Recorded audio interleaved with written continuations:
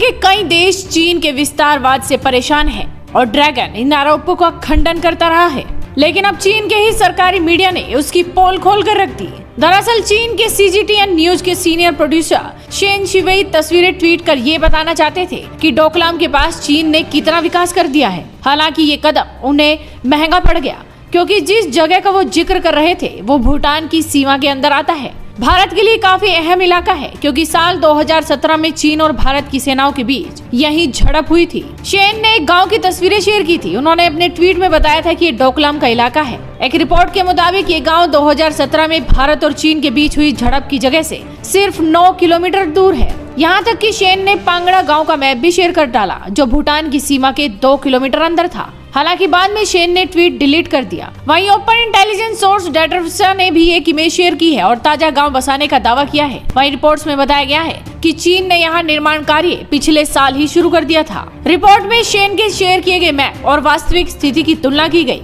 इसमें डोकलाम विवाद की जगह और चीन के बसाए गाँव भी दिखाए गए। एक और मैप में बताया गया है कि भूटान के अंदर पूर्व में बसे इस गाँव से सिक्किम पश्चिम में है और चीन उत्तर में। हालांकि इस बारे में पुष्टि नहीं की जा सकती है कि भूटान ने चीन को इस इलाके में गांव बसाने की इजाजत दी है या फिर नहीं, और इस बारे में भूटान से सवाल भी किया गया है। भारत को पहले से इस बात की चिंता सताती रही है कि चीन ऐसे कदम उठाकर धीरे धीरे विस्तारवाद को अंजाम दे रहा है और अपनी सीमा को बढ़ा रहा है। वहीं भूटान की क्षेत्रीय अखंडता को लेकर भी भारत की चिंता बरकरार है। यही नहीं, डोकलाम के करीब चीन के बढ़ते कदम पहले से लद्दाख में जारी तनाव को और गहरा सकते हैं। मई से चीन की पीपल्स लिबरेशन आर्मी सीमा पर तैनात है और कई बार भारत से आमना सामना हो चुका है। दूसरी ओर भारत और चीन के बीच पूर्वी लद्दाख के गलवान घाटी में हिंसक झड़प के बाद ड्रैगन ने नेपाल की 150 हेक्टेयर जमीन पर भी कब्जा कर लिया। चीन ने 5 मोर्चों पर इस साल मई महीने में नेपाल की जमीन पर कब्जा करना शुरू किया था। नेपाल के नेताओं ने बताया कि नेपाली जमीन पर कब्जे के लिए चीन ने सीमा पर अपनी सेना PLA को तैनात करना शुरू कर दिया था। चीनी सेना ने लिमी घाटी और हिल्सा को पार किया और पत्थर के बने पिलर को हटा दिया। यही पिलर उखाड़ कर उसे और ज्यादा नेपाली इलाके में पीछे कर दिया। इसके बाद चीनी सेना अब इस इलाके में सैन्य ठिकाना बना रही है,